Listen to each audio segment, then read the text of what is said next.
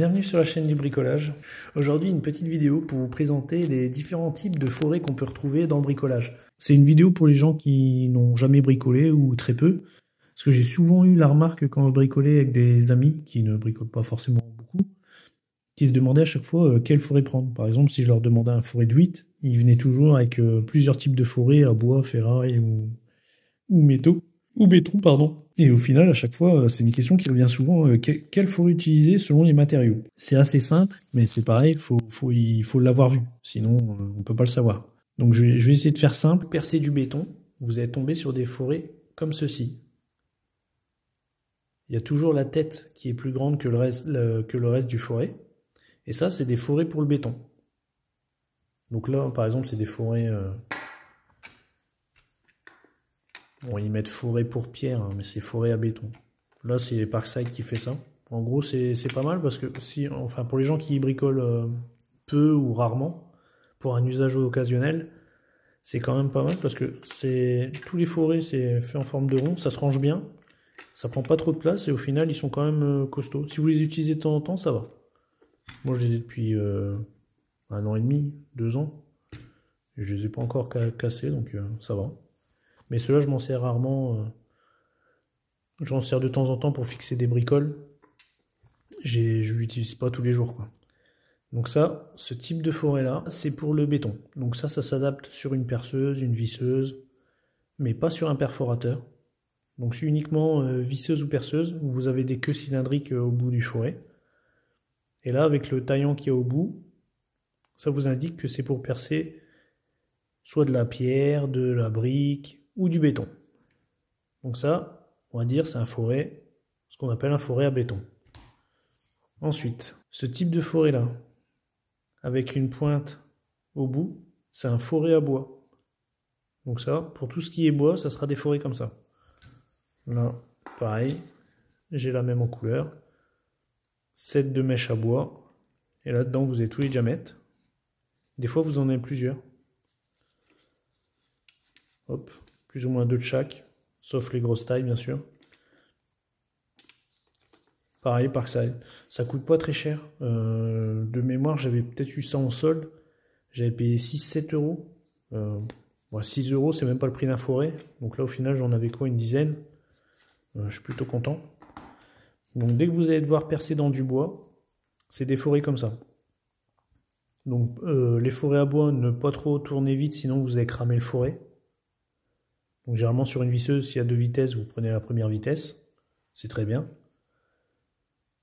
Donc de toute façon, vous allez le voir, un forêt qui est en bon état, généralement ça fait quand même beaucoup de copeaux. Dès que vous voyez que ça commence à chauffer et que ça perce pas, bon, c'est que le forêt au bout, il est esquinté. Par contre, comme le forêt à béton, ces forêts-là, on ne peut pas les raffûter. Enfin, il y a peut-être des méthodes professionnelles pour le refaire, mais en tant que bricoleur, vous aurez du mal à refaire un forêt à bois. Donc pour le bois, c'est des forêts avec la petite pointe au bout.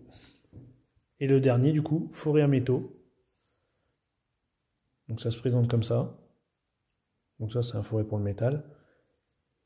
Ce type de forêt-là, pareil, il faut percer doucement et surtout lubrifier quand vous percez.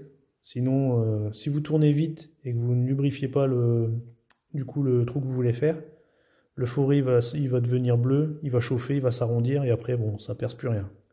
Ça par contre, bon, si vous avez une meule ou avec un disque adéquat, vous pouvez retailler un peu le bout du forêt, vu qu'il n'y a pas une empreinte particulière.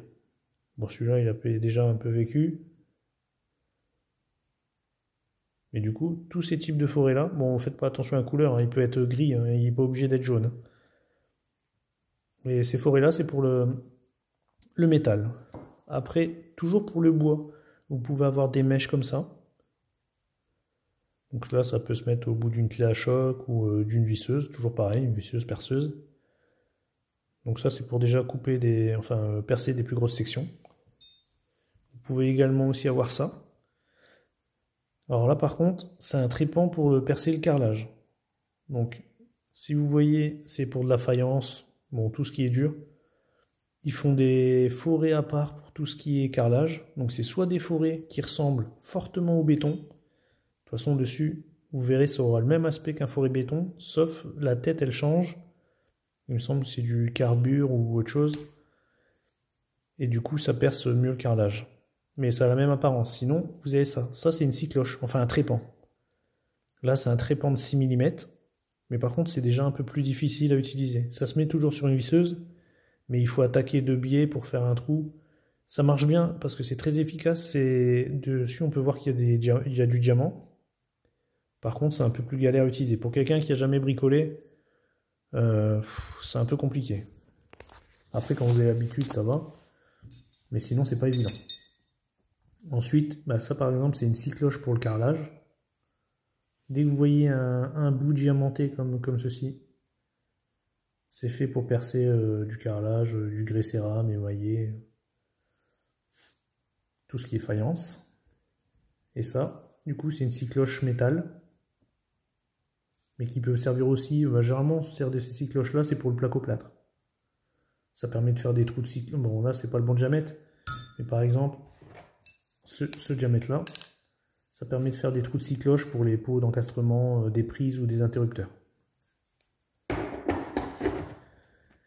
Donc là, essentiellement, bon ça après là c'est un peu plus exotique. Quand vous avez commencé à bricoler, vous n'en aurez peut-être pas forcément besoin. Mais là, ce qu'il faut retenir, le plus important quand vous avez commencé, c'est les 3 forêts. Donc forêt à béton, avec la tête qui est plus large que le reste du forêt. Forêt à bois, avec la pointe. Et forêt à métal. Après, par contre, si vous achetez un perforateur, du coup, c'est plus pareil. Enfin, de toute façon, sur un perforateur, vous n'allez pas mettre de mèche à bois parce que ça n'a aucune utilité. Un perforateur, ça sera juste pour des mèches en béton. Comme là, on peut voir qu'il y a plusieurs taillants.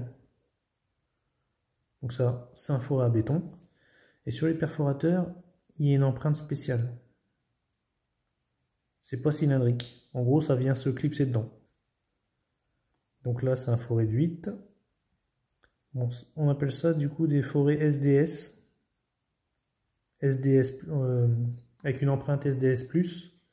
Après, il y a des... Donc ça, c'est ce qui va sur tous les perforateurs. Peu importe la marque du perforateur, c'est le même système. Donc dès que vous aurez des forêts pour perfo, ils auront tous la queue qui sera de ce style-là. Concrètement, pour démarrer, si vous avez besoin de bricoler occasionnellement, moi je vous conseille d'acheter des petits lots comme ça. Bon, par exemple, ça c'est Lidl qui fait ça. Il y en a plus qu'assez, hein, vous n'avez pas payé cher, de toute façon vous n'allez pas l'utiliser tous les jours. Franchement, ne dépensez pas une fortune dans des trucs de compétition avec marqué longue durée.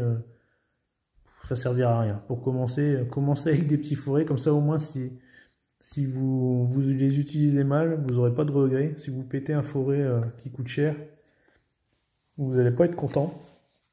Donc là, moi je vous conseille d'acheter ces petits lots là. Alors je sais pas si ça se fait toujours. Je regarderai sur le site de Lidl si ça se fait encore. Mais moi j'ai trouvé ça super bien. Et ça se rangeait bien, ça prenait pas de place. Et au final, il y a tout ce qu'il faut pour bricoler. Donc voilà. Pour tout ce qui est perçage, c'est l'essentiel à savoir. Après, n'hésitez pas. S'il y a des sujets qui vous intéressent pour la découverte du bricolage, je serai ravi de vous faire des tutos là-dessus ou des vidéos explicatives. Donc n'hésitez pas à vous abonner, à suivre les nouvelles vidéos. Et sur ce, je vous dis à bientôt.